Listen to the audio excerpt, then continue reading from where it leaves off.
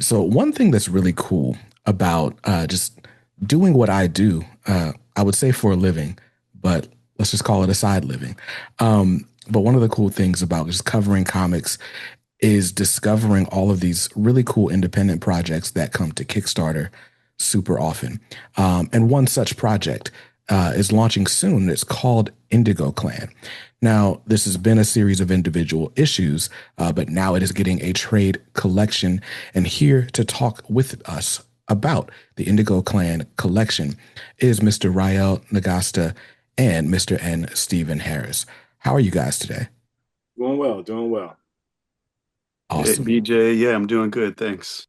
Oh, no problem at all. So like I said, this project just kind of came into my inbox and I was like, oh, this looks really, really cool. But what can you tell me about how this came together, and why collecting it now? Yeah. Um, so how the Indigo Clan came together, work of passion.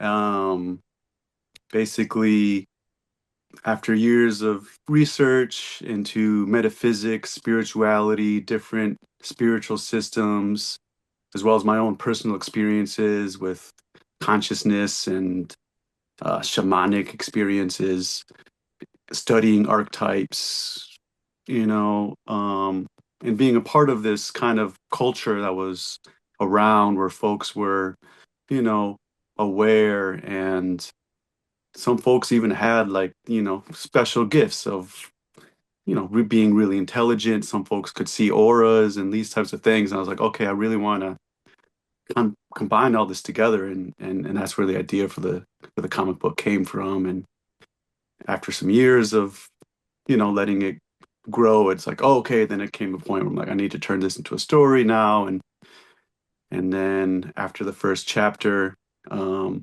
Steven came on board and added his vision and his professional touch to the series. Awesome. And how did you guys connect? How'd you meet? I don't know if Steven knows this, but I actually met you at Afropunk 2017. Really? I was vending there with Anthony Angelero, the illustrator from the first comic, and you were Uh-huh. there. I know because that's where I met you. And Oh, Anthony was like, wow. "Oh, this is N. Stephen Harris. He's like a really great illustrator." Da da da da da. Oh, And you had like dreads, you know. yeah, It was, yeah. and he was like, "Hey, cool. What's up? What's up, guys? All right, cool." But so that's yeah, I actually met him in person then, and we haven't really Oh, talked about that since then. But and then yeah, I was like looking for an artist for chapter two because Anthony couldn't do it anymore, and I was scrolling on Instagram and I was following Steven, and I saw him make a posting like available for commissions, and I sent him a message, and he was like, "This looks cool. Like, let me see the comic," and he's like, "Okay, I'm into it." So, Stephen, from your perspective, right? Like, I think when it comes to projects like this, I guess any person is like, all right, well, I got bills to pay, but there's a degree to which it's like, okay, well, I can't draw this if I'm not interested in it. What was it about this story that convinced you to become a part of it? there were black people in it, man. Doing cool stuff. So, I mean, I love drawing action adventure. Uh, what is action adventure, sci-fi, uh, giant robots. If I can do giant robots, I would love to do that too. Any stuff like that. I love drawing. Lately, I've been drawing a lot of historical stuff, but that came afterwards because like when Ryle called, I had a few months earlier. I just got off a stint with DC. It was Michael Cray. That had ended in September October of 2018. I went through a stretch of like not a lot of work coming in from October to January, and then suddenly work started coming in again, and I was doing like I was I think Ryle called me just before I went to Detroit because a friend of mine who just passed away was doing passed away in 2023, but she was doing a con. No, she wasn't doing a con. She does cons. She did cons, but she was doing a residency at Detroit High School, and I was there to teach a class on comic books, character design, and then I came back right into Black Comics Collective at BAM in Brooklyn, which followed uh, Black Comic Festival at the Schaumburg. Same, she was a co-founder. Deirdre Holman. She did a thing called Black Comics, and then I started working on Indigo Clan shortly after because I think Raul contacted me in February, January, February. You contacted me and Hmm. shortly after that, I started was just on the ball rolling with that with Indigo Clan. Nice, nice. No, I'm a big fan of Black people doing cool stuff, so I can relate. Um, so Riley, you talked about this just being inspired by a lot of like metaphysics and things that you had been studying, people having these different experiences, displaying different abilities and things like that. How do you take those different influences and put them in a book in a way that makes sense and is not like, I don't know, maybe perceived as disrespectful to one area of discipline or another? Like how do you put that all together? Exaggerated. Um, yeah, I mean, there's definitely some exaggeration and kind of some concepts that kind of I expanded upon. Like for example, in the comic, there's this concept of reptoids, which comes from this conspiracy theory about reptilians, like shape-shifting aliens or whatever that, took uh place of like humans and politicians, these types of things. That's a little out there. But Right. for me, the concept was like, okay, like there are people who operate out of greed, fear, and hatred, selfishness, these types of things. And that type of thinking comes from our reptilian mind. All humans have like a reptilian part of their brain, and that's rooted in that survival aspect that leads to those type of thought patterns. And so playing on that concept, like, okay, like maybe there's not shape shifting, reptilian aliens or whatever. Maybe there is, but just kind of playing off this concept like, okay, there's forces and there's certain types of thought patterns that lead to corruption, lead to oppression, and so the reptoids represent that. And making them kind of like demonic spirits also ties in this concept that, sometimes people's thought patterns can come from a spiritual realm or from energy and these types of things. Got you. And I guess I should take a step back for the audience. For those who have not read Indigo Clan yet, could you give us like a brief sort of plot synopsis? Like what's the book about? Yeah, I like Steven's tagline. You want to start us off with your Yeah, tagline? every time I do conventions, I say this. It is a metaphysical martial arts action adventure featuring a group of young people fighting an ancient evil, using their powers based off their cultural, spiritual beliefs and their cultural background. Nice. Yeah, so that's simple. My tagline was martial arts mystics on a metaphysical mission to raise the consciousness of the planet and stop the manipulation of the masses. I like it. So yeah, I the like the tagline. alliteration. It's So nice. So I'll come through, I'll read just a little bit from the Kickstarter page. It says, is it Deva or Diva? I say Deva. Okay. So Deva, a young black woman and chakra prodigy from Oakland, races to awaken ancient portals of light before darkness conquers humanity. And I just want to, you know what? I'm going to share my screen real quick because I need the audience just to see this really cool promo image. Like I don't know who these characters are. Just looking on the face, but like it, black people doing cool stuff, right? It's really interesting to see. Um, Maybe you guys could walk us through what we're looking at here.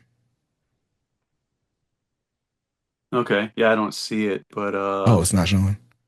Let's I see. can see it. You don't see it, Ray, right? oh, I'm on my phone. Maybe that's why. Oh, okay. Yeah. Let me see if I. Uh, Oh, I got it. Yeah, I see it okay. now. So yeah, I mean, this first image is character designs that were actually drawn by Walt Barna, who's the colorist of Indigo Clan. Hmm. He did the colors in chapters 2 through 5, and then he also did these character designs of each character. And so that's this main image here. Steven is finishing. He's pretty much finished the cover, the brand new cover that will Yeah, be. I finished it. I sent you. You see the email? Yeah, yeah, yeah. We're just Oh, finishing you the said yeah, final yeah. edits and Maybe notes. Right. Okay. yeah, yeah. So that new brand new cover is going to be the new hero image that we're going to see on the when the Kickstarter launches October 7th Nice. next Tuesday. Okay. But I don't know when you're airing this, but so yeah, we'll have a brand new cover image there. This is another version of those characters that Walt Barna drew. Nice. All right. So I'll just pick one. This one doing the windmill. Who is this that we're looking at? hmm His name is Horacio. He's Afro-Brazilian and he's doing capoeira right there, the Brazilian martial arts dance. His powers are he channels an ancient Egyptian angel named Heru, and he uses his sacred geometry powers to help him with his movements, doing, martial arts, capoeira, parkour, and it enhances his ability to do those things. Nice. And for the audience watching at home, capoeira is a huge inspiration for breakdancing, as birthed in 70s, 80s hip hop culture. So this is why it looks like he's breakdancing. True. Yeah. You breakdance? I do not. I do not breakdance at all. Me neither, but I've done some capoeira. Oh, nice. My younger brother was a break dancer. Oh yeah. Okay. So you got My some moves, Steven. My younger brother was a young. He didn't teach you any moves? I dance to house music. I'm always a house Okay. music my uncle was a b-boy for a while, dancer. but yeah, none of that over here. Um, okay, so it looks like we've got a Native American woman here with I don't know how to I can't guess my jungle cats. Jaguar, yeah. Okay, Yeah, nice. I pronounce her name Yamaya. She's, indigenous Mexican woman, medicine woman, healer. She activates people's indigo powers, which, are the potential that people have um to be, um their best version of themselves in the world. And in the comic book, that means that they have powers and things like that. So, um, even in battle, she can use her healing powers because when she's battling somebody, that person can actually just need a healing. And so she could take them out by healing them. And then the spirit jaguar kind of is playing on this concept of spirit animals that's prevalent in a lot of indigenous traditions. And so the jaguar protects her on the spiritual realm. So even in battle, in the comic book, there's spiritual energy that they're fighting with and fighting against. And so the jaguar helps with that. Nice. All right, I'll pick one more. Um, I got to know about my man with the cobra staff. Yeah. Anxo. His name's Anxo. He's from Cuba, and he's like a master indigo. So one of the most powerful indigos in the Indigo clan. And he has abilities like telepathy, so he can kind of know what people are thinking, uh, and he uses that to be able to talk himself into and out of any situation. And he also has a cane, so he also is a master of a vibration, and he uses the cane kind of like a tuning fork or as like a resonator of vibration because the vibration the vibrations in the comic book heal people, and it also helps them to fight against the reptoids because everything is vibration and gets a little metaphysical and being able to manipulate energy and affect people through a vibration. Nice. Very cool. It's interesting to me just how different each of the backgrounds for each of the characters is. What level of research had to go into, each of their backgrounds to like, I don't know, to either stay authentic or just respectful in your portrayals? How was that process for you? Yeah, I mean, it was, just studying these things for many years, as far as like the metaphysics and the different cultures go. And then, for example, Ankso, when I was writing chapter two, when I was getting ready to write chapter two, I was like, actually, I need to go to Cuba. And this was when Obama was president, so I flew from Miami to Cuba and went there and had experiences that were like, oh, okay, yeah, this is coming to life. And then actually after that, I went to Jamaica because in the comic book, I was like, that's how the story unfolded. Like they needed to go to Jamaica after they went to Cuba.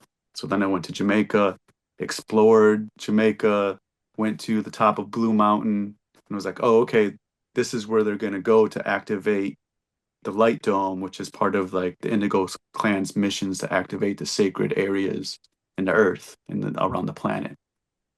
So yeah, I definitely put a lot of research into each character, have whole histories behind their backgrounds and that type of thing. Nice. So, okay, I'll take a step even further back, right? So, we're conducting this interview. You're coming live from looks like a recording studio. Um, are you a musician? What's your background? Yeah, I'm a musician. Um, I mostly do sound healing these days. So using music to help people with meditation, relaxation, and these types of things. My wife and I have a group called Auspicious Acoustics. It's me and her, and we do sound healing. Folks come in, they lay down. We go through a wide spectrum, a variety of instruments, and help folks get deep relaxation, journey deep, sometimes profound healing or revelations and meditation. Hmm, And we also have a YouTube. We're releasing our meditation music on YouTube, and yeah, so that's most of what I'm doing musically these days. nice. And Stephen, I know you've had a pretty storied career up to this point. What can you tell us about just sort of your background and how you got started in visual arts?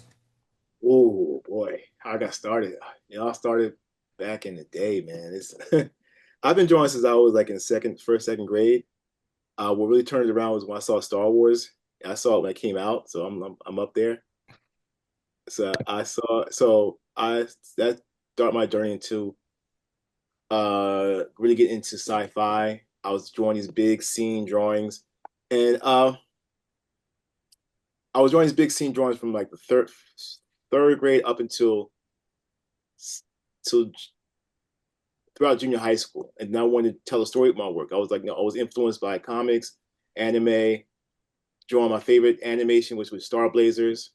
That's an old anime in the 70s and 80s, and sci-fi TV shows. So I started wanting to tell a story with my work. I wanted to see a progression with storylines and characters and stuff. I said, okay, I can either do animation or comics. Animation was too much work, so I settled on comics. And comics is enough work as it is, but much less work than animation. So uh, so I was to develop my I started drawing, learning how to draw the human figures. I was always drawing spaceships before, and I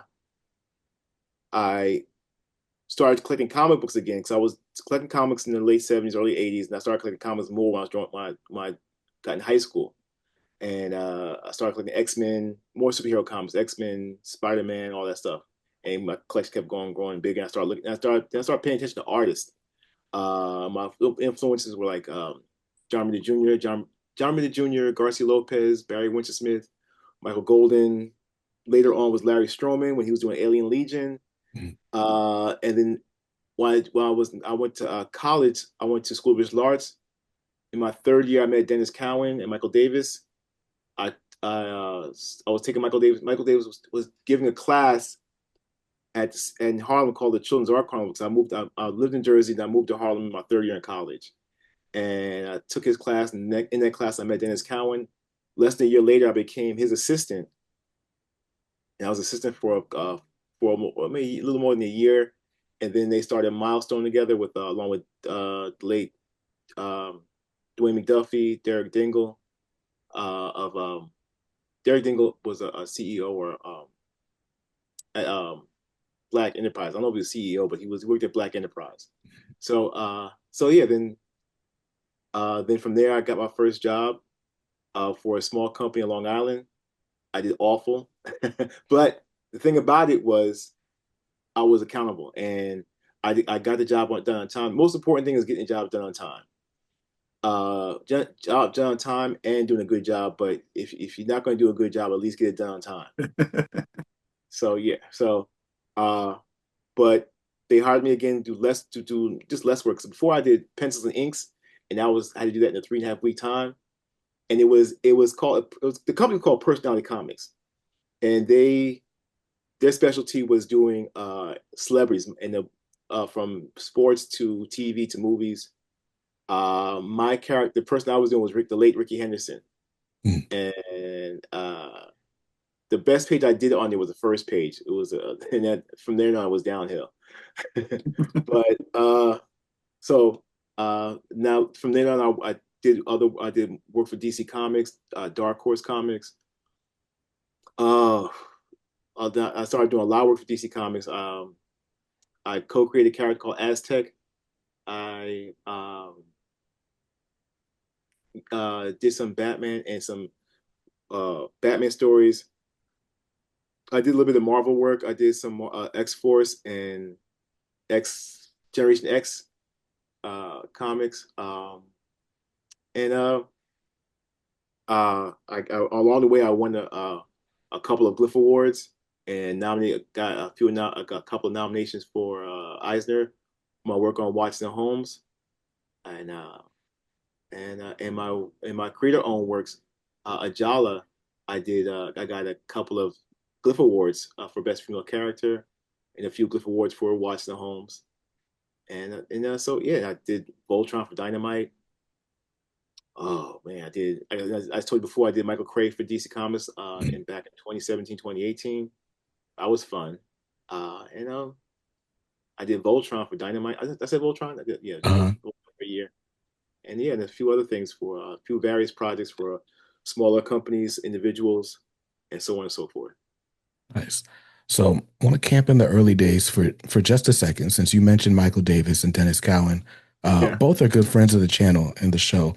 Um, Actually, I've had Dennis on the show a couple of times, and then Hmm. Michael and I speak, um, as often as possible. He's kind of been spotty on the internet here lately, but Yeah. um, I'm curious to know like what those two gentlemen meant to you in those early days. Some of the lessons maybe you took away from your time with them. Mike has the gift of gab. He can sell anybody anything at a time, especially in his younger days. So every Friday, uh, now okay, Saturday we would meet at the place called Children's Art Carnival, which was a non-profit community art organization run and founded by a late Betty Blayton Taylor. So he had a group of young Black and Latino kids coming every Saturday morning to talk about not to learn about comics. And our assignment was to do a page a week that from a story that we wrote, penciled, inked, and colored. Uh, and so some kids were over eager and said, I can do five, I can do 10. I said, no, no, no. He said, do one page a week. And so by the idea was that by the end of the year, we would have 32-page graphic novel that we could show to editors when we would walk through conventions or to mail to editors at the comic companies. So uh so he is in the habit of thinking professionally, working uh in the medium of well, working professionally, being able to do all aspects of the comics, writing, penciling, and coloring, and inking, writing, penciling, inking, and coloring. Uh, so we could do all three of those. He said, do a DC character. You cannot under by any means do not use Batman. And what do I do? I put Batman in my book, but the main character was Black Lightning, and Batman gets shot, and Black Lightning has to save his life. Mm. And at the time, it was an agent of South Africa, because South Africa was in the news big a lot in that time. So the agents from South Africa that wanted to shoot Black Lightning, but they hit Batman instead because Mm. Batman got in the way. So um, Dennis Dennis got me closer to the professional. Well, one more thing about Mike. Mike, in addition to having us come in class every Saturday, the advanced class, he somehow convinced the higher ups of DC to have a bunch of Black and Latino kids come in DC Comics on a Friday evening to talk about and critique our work on comics. Wow. And these Black and Latino kids had the discipline to come in to give up their Friday nights. Now, these are high school, and I was in college at the time. So high school and college age young Black kids and Latino kids coming in every Friday to talk about their work and learn about comics. In that class was Sean Martinborough, Felix Serrano, Walter McDaniels, who was big in the 90s and early 2000s doing the comics. Um, Chris Sotomayor came in later. The late John Paul Leon was a student of Michael Davis. Um, Bernard Chang, um, Adam Polina was later came along, and Brett Lewis, who wrote Winterman. Mm. Him and John Paul Leon did the book Winterman, and Kevin McCarthy and a bunch of others that I'm blanking on. But yeah, those were some of the students that came out of Michael Davis's class and that group of kids that were in his class. That's insane. Just that level of talent. Yeah, and with Dennis, he had me close. Like I said, he had me closer to the profession. He got me my first job with that company, Personality Comics, which later became Triumphant Comics. They transitioned from doing celebrity oriented comics to superhero comics, and Mm. I was on a book called Chromium Man, Mm. and that ran. Yeah, I was on there from 92, 94, no 94, 93, 94. I was on there. So uh, so that's they helped me with my storytelling. Dennis helped me with my storytelling and my drawing. And okay, one important thing was that I was always doing sample work or work that I could think of, or the stories that I made up, or sample work like 5-10 pages.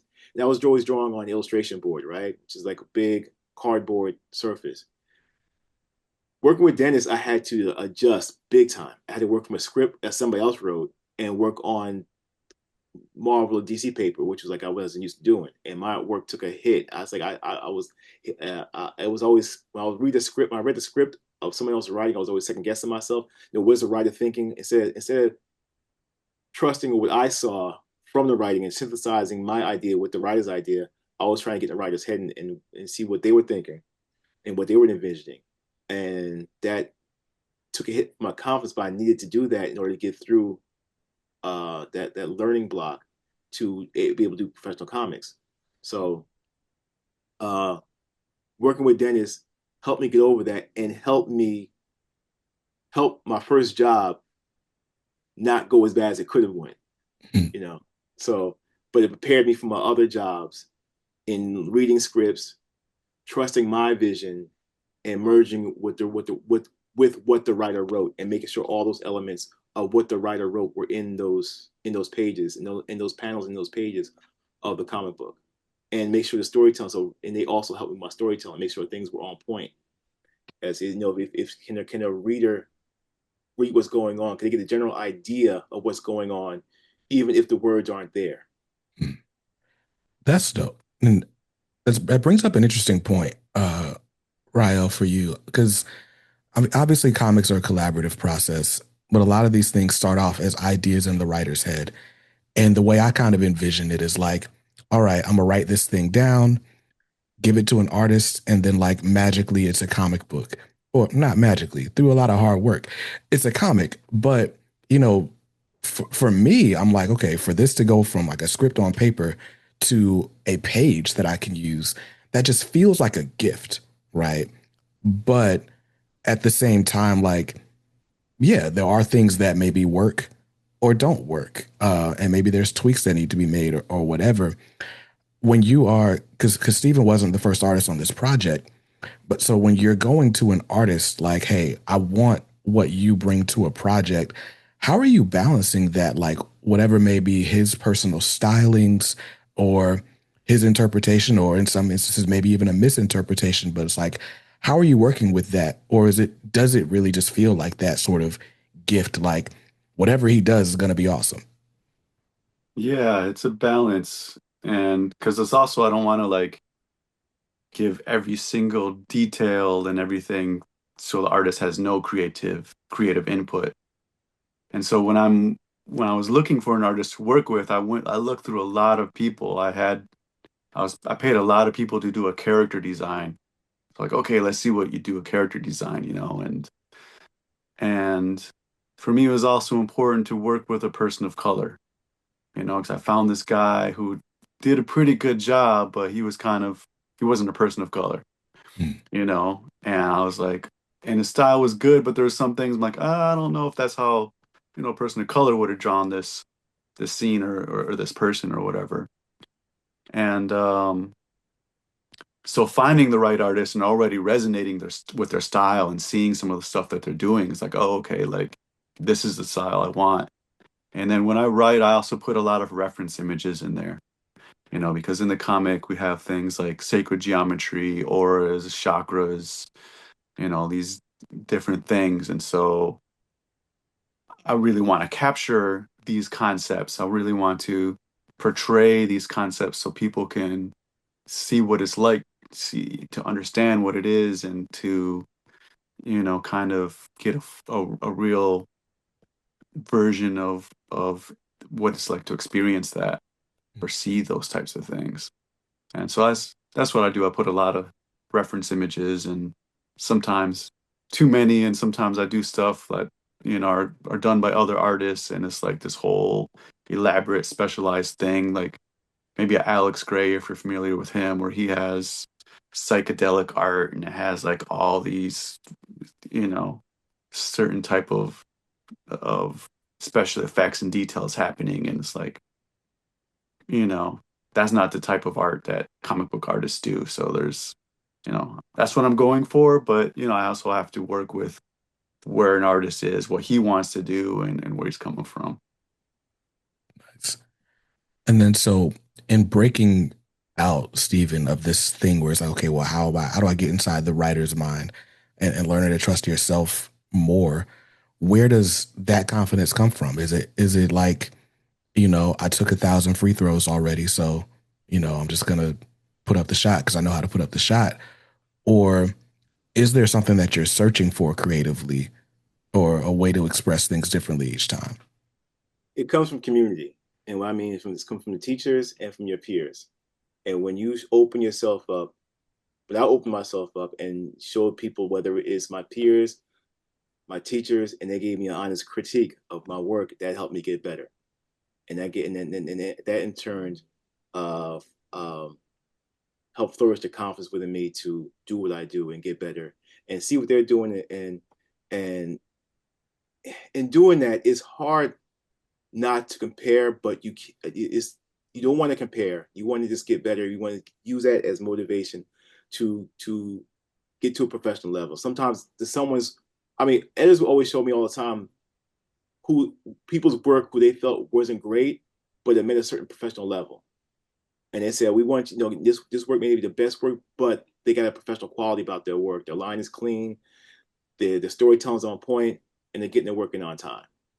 And so those things led me to, and this I just wanted to be good. I mean, I looked some of the greats, like I love Garcia Lopez's work. I really like drawing the human figure. I really like drawing action. I like drawing.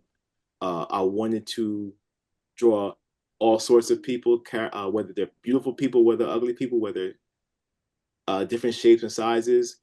Uh, I want to, capture it accurately and not just accurately, but I wanted to have a feel to it. I wanted to maybe have subtleties to it, a gesture that maybe capture an emotion that people can speak to, that people can relate to, that people can see in their own lives, or yeah, or they can see immediately. Oh, this is a touching moment. Oh, this is uh, a retching moment. This is a happy moment. Whether it's hand-to-hand combat or just a conversation in the kitchen. Mm-hmm. And I want to draw that kitchen accurately. I want to draw that kitchen, not, but I wanted to feel like a kitchen. I want to have, if is the gas stove, is the stove from 1920s, is the stove from 2044, 2144, 2344, So that's what I look to do. I hope I answered your question. Yeah, no, Hey, BJ, yes. that's what he's saying is also kind of bringing up another point for me. For anybody who's an aspiring writer or artist, is being professional, and that was a huge factor. I mean, obviously, Steven is an amazing artist, and he's super professional. He communicates clearly, he puts the details and the quality of work into the art, and uh he does things when he says he's going to do them. And for me, like, because I've worked with other artists and stuff, some artists take a long time, some artists flake, some artists take the money and don't do the art, some artists disappoint. And Steven was like, not any of that. Steven was coming through. He was not disappointing. He was able to take these super interesting out there ideas I had and turn them into a beautiful vision. Yeah, because I want people to keep calling me back. That's why. It goes back to school, right? I I was one of the top artists in my high school, one of the top three. I say top three, and all of our names were Steven. And one Steve. He's in Newark right now. He's a bishop. Shout out to my man Stephen Green. He was a graffiti artist and a DJ. Another one it was named Stephen Fine. He was a fine artist, and I don't know where he is now. And and my high school bragged about having the most art classes for a public high school on the East Coast. I didn't know that until my senior year in high school, but I always knew they had a lot of art classes that I wanted to take, but I had to get all my requirements out of the way first. And I had a couple setbacks along the way. I had to take geometry over again and biology. So, but my senior year, I only had two requirements. I had math, no, gym and English, and the rest were art classes. And the art classes they had were drawing one, drawing two, painting one, painting two, lettering, photography, and airbrush. They also offered advertising art, but it was not offered the year I was a senior. But it came back after I graduated, unfortunately for me.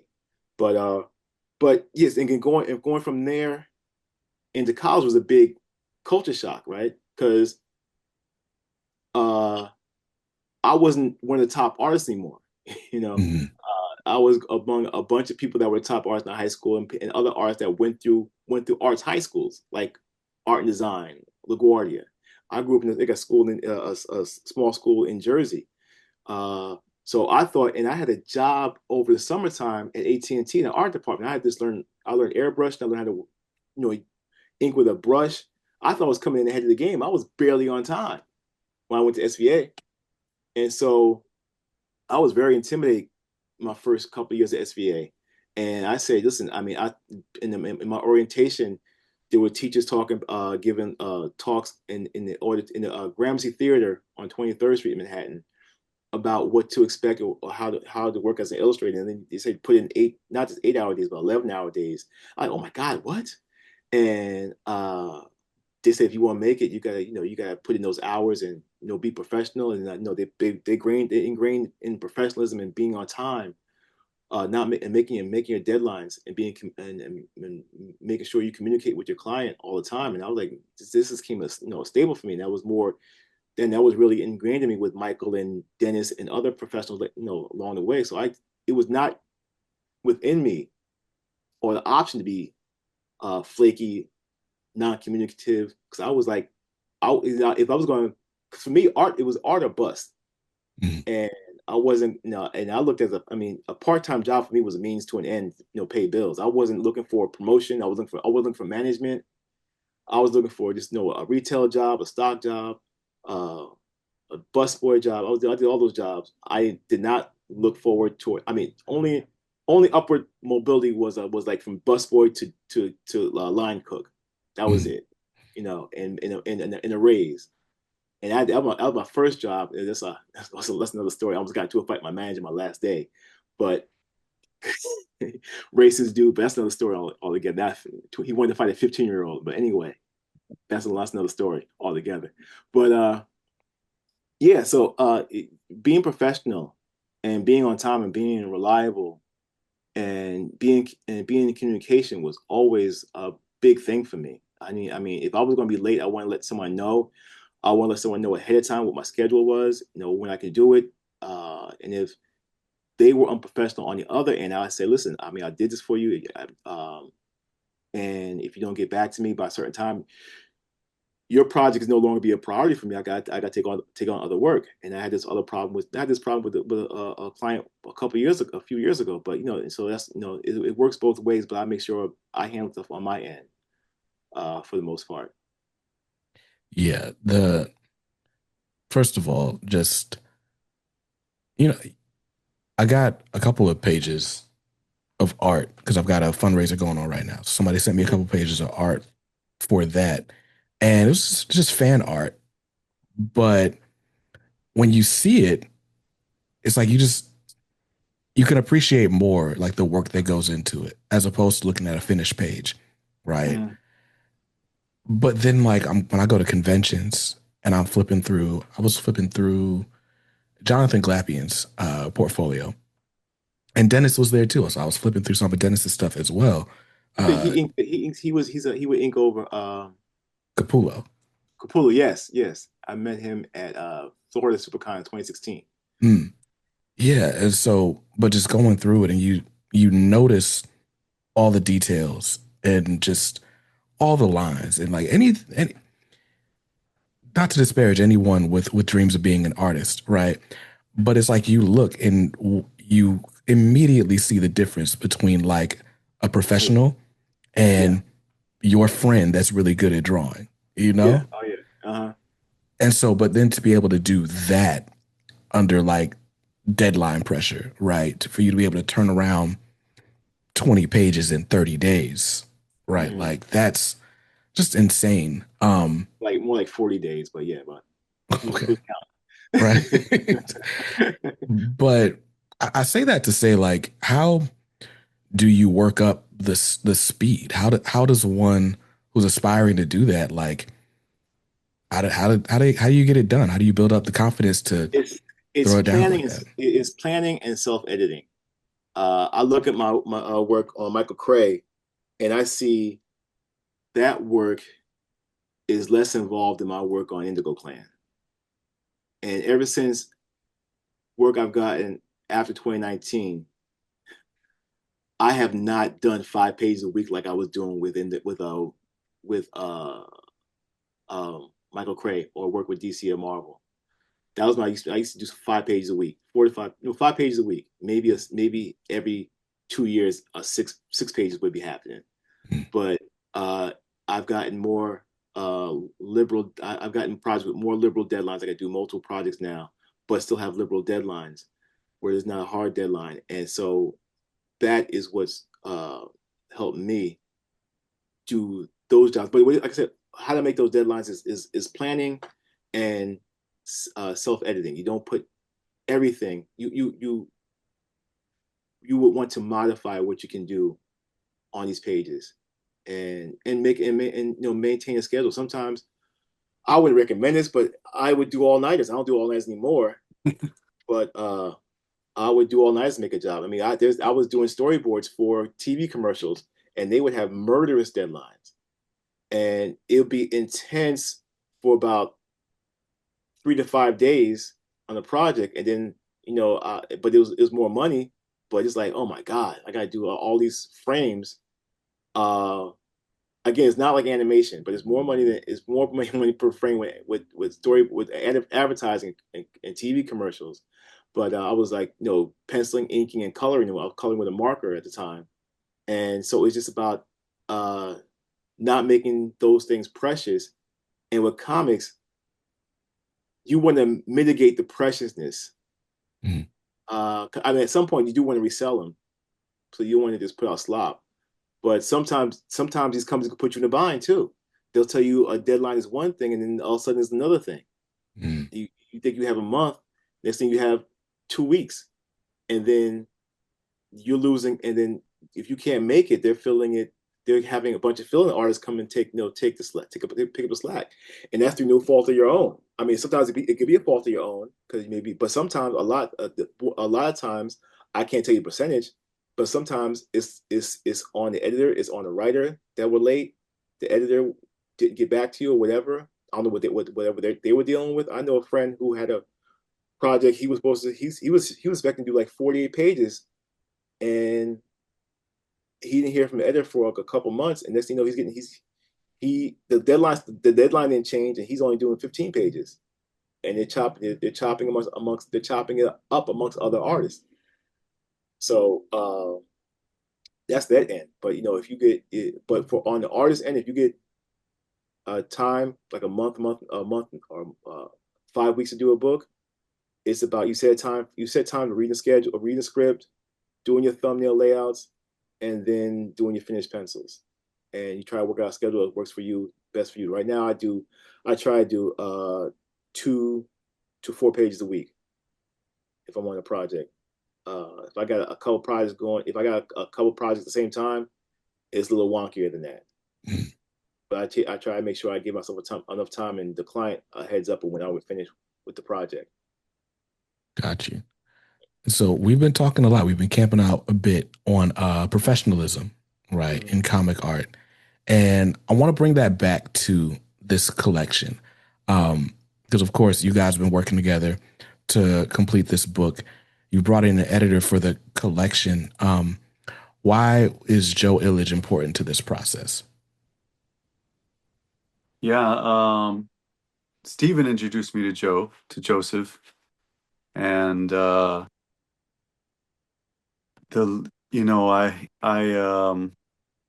worked with him originally a few years ago. I was going to do a trade collection with 4 chapters, Mm. and then I brought Joseph in, and he did the edits for those 4 chapters. So those are already done actually, and things switched up. Life happened, that's another factor. And then I went with published chapter 5, so I'm doing all 5 chapters. And so bringing um, Joseph in was to really just up the ante and professionalism. Like, yeah, I'm a writer, but I'm not like in the comic book industry for, decades like these guys are. Mm. It's just, having written several books and been editors and all the big companies. So I'm like, okay, like I really want to make Indigo Clan the best that I can make it.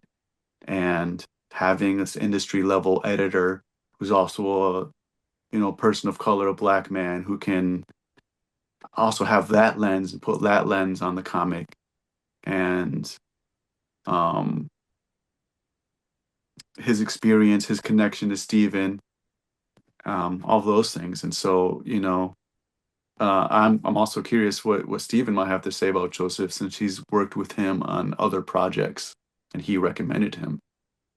Yeah, Joe gives pardon the pun, a third eye to the project. Uh, Joe and I go back. I first met Joe uh, at School Village Large. We were in college together. So we go back to 89, 88. And so he's worked at Milestone, DC. I worked with him. I worked with Joe on a Huntress story at DC Comics. We worked again together on Solar Man back in 2015, 2016. And here again, maybe some things between then and now. But I recommended him to Ryle to help because you're kind of new to writing comics, right, Ryle? That's right. Yeah. So, and with just, I mean, as an artist too, artists aren't not immune to not have or not special from needing an editor because you need that extra eye in there to keep things streamlined, make things kind of consistent, whether in the writing or whether in the art. So I think, and anybody who's doing a book could use an editor. Uh, I know if I was writing something, I would have some typos in there that I, even if I were proofread, I'll miss some things because my mind will put the word in there and I'll see it in my mind and it's still not there.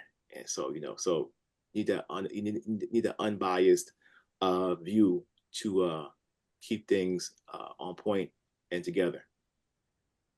Yeah, Joseph had a lot of input for the cover. He had a Joseph had a strong vision for the cover. He's like, this is what you guys need to have for the cover. And both Steve and I were like, okay, yeah, that sounds great.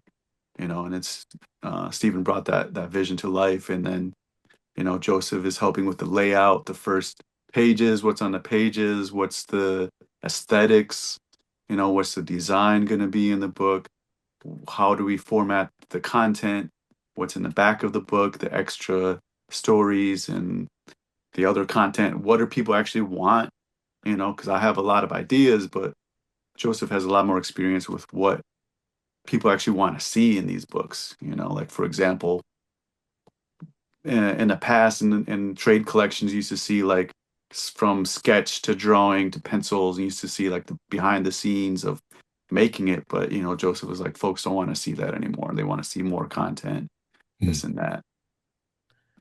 yeah, and Joseph's got a lot going on right now as well. He's writing Bloodletter in the Spawn universe of titles right now. He just did Shadow Cabinet for the Milestone Returns relaunch.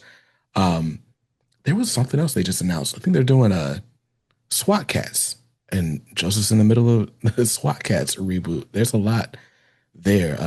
So shout out to Joseph Illich. He's a good friend of the show as well. Um, I but never heard of yeah, SWAT. I never heard of SWAT Cats. There's a reboot of what's SWAT Cats? so SWAT Cats was an animated series. Like it came out like after like Ninja Turtles and like Oh Street wow. Sharks and stuff like that. But it was a Hanna-Barbera show, Mm, but it did look like anything else that Hanna-Barbera was doing. But yeah, like early 90s really? action show with like it was these house cats, but like with a plane. They were like spies, like secret agent type stuff. I don't know. I love SWAT cats. See, I remember Centurions was something like was something that I never seen Hanna Barbera do. That was like in the late '80s Mm, or mid something. It was in the '80s. word. Yeah, I've not heard of that, but that gives me Oh yeah. something to look up. And so now Indigo Clan has been nominated for 3 Glyph Awards, one for Best Cover, one for Best Artist, and one for Best Character, which should just show you guys watching this that it's something you need to get behind. Like it's a great book. I'm just looking at the covers for the single issues. Like it's just I don't know. It's from the name of the book. I really love these covers. It's just it draws you in. I guess is the best way to put that. Like I'm looking at it, the collection covers, and it's just like, what is that? I need to read that. Now you I'm assuming you get out on the convention circuit a lot. Like what is the response like to this book typically? Oh, I mean, I'm in New York, so especially at Black Comic Book Fest, you have people who would love the metaphysical aspect of it. Uh, Other people love the martial arts aspect of it. So, and I always say, in addition to the spiel I give, I sometimes say, these are heroes, the young heroes, and they're in at least 3 locations. And when I say the globe, I mean the globe because they're at least in 2 to 3 different locations each book. So in the first book, they were in America and in the Yucatan. In the second book, they were in the Yucatan, Brazil, no, Yucatan, I think Cuba, Brazil, Jamaica. Cuba, and then third book they're in Colombia, then Brazil. So they're going all over the place, and somehow Axel is a character. He finds out how to get him somewhere, someplace, uh, every time especially if they're on a run. He'll find somewhere to get some way to get them out of there to the next location. But so uh, those are some of the things that people are interested in, whether it's the metaphysical, the action, the martial arts aspect of it, and the vibrant colors that Walt Barner brings out. I mean, I don't even touch the trying to pencil some of the things that Rael puts in the books as far as the ayahuasca energy or sacred energy. I'll leave that to Walt, his color skills to bring that out because he's a monster with the effects on there, and this is like this was tailor made for him to color. And I've been working with Walt since uh 2012 or something like that, 2013, when he first colored a book of mine. My partner, my late partner, Robert Garrett, who we did a book together called Ajala, and he had a company called Exmore Studios. He first brought Walt on to color Ajala, our book Ajala, and then next thing I know, Walt is just going through the not the companies, the industry blowing up with all these jobs he's getting, and he's doing a great job. I mean, he deserves it. He earned it with his work and his skill on and talent with these colors. He does. Nice. Now, I'm trying to launch. I'm gonna try to put this episode out to coincide with the launch. This is going live. You said on the 7th. That's right. Okay, so this will likely be out the Thursday right after. So we're at the beginning of this campaign. What's the goal that we're looking to reach to fund this paperback? Yeah, I mean the official Kickstarter goal is 5,000, Okay. and that's like the bare minimum of. I mean, 5,000 is going to be what we need to like get the comic out there. Everything's already there, just basically paying for the editing, paying for the printing, getting the design done, um, all those things, the final details, Mm. some marketing. And really, we have some really amazing stretch goals. So we want to add even more content. It's 192 pages. So we want to add more pages to bring it to 208 because there's other content that I have that I want to incorporate into the book, but it's like it's going to take more work. It's going to take more art. Mm. There's, a music project that we're releasing with the comic. It's music made to go along with the comic. Some of it's going to be folks rapping and singing as though they are the characters in the comic. Mm. So making music about that. There's also going to be an instrumental album. And these are both going to be produced by Jabari Tawiya, who's a good friend of mine who won a Grammy as an audio engineer. And so he's bringing his flavor onto it. And he's also going to be doing the soundtrack for the animation. So we're going to have 2 episodes of motion graphics animation, pages from the comic turned into like animation, and then the soundtrack's going to have the music and the different voices and the sound effects, all these things.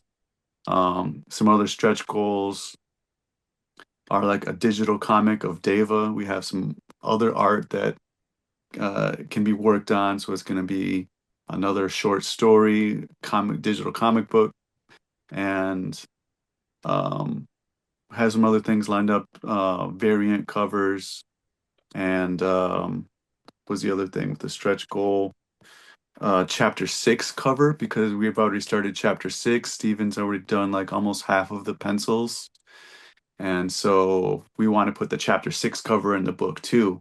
We just need to get the funds to finish that part of it. Yeah, that sounds awesome. I'm really excited to see this come to life. I'm jealous of you guys in the future watching this episode because you get to see all the cool stuff on the campaign page and all the stretch goals. But yeah, I'm excited. Obviously, I'm going to back this day one. And if you guys would like to join me in backing Indigo Clan, just go to comicsaredope.com/indigo, and it'll take you to the Kickstarter page where you can pledge your support for this campaign. Yeah, I'm excited. I hope this, I wish you guys the best of luck. I hope this comes and goes way past the goals so that you can get add all the pages, add all the extras, and get yourself something nice as well, a reward for your labor. Um, but yeah, thank you, one for your time, but also just for bringing this out, right? Like, to bring it all full circle. Getting to see Black people doing cool stuff isn't, it's more rare than you might think. So to see a book like this out in the world, just it does my heart good. It makes me feel Awesome. good. So thank Thank you you. guys for your work. Thank you for having us, BJ. Yeah, it's been Thank a you, great sir. conversation. No problem. You guys are welcome back anytime. And Yeah, sounds good, man. Sounds great. awesome. So with that, guys, like I said, go back Indigo Clan Volume 1. You can get the first 5 chapters and a little bit of a preview of Chapter 6. If we hit these stretch goals, go to comicsaredope.com/indigo to back. I will leave all the relevant links in the show notes and the description of this video. And until next time, stay safe, stay awesome, and read something dope today. Peace.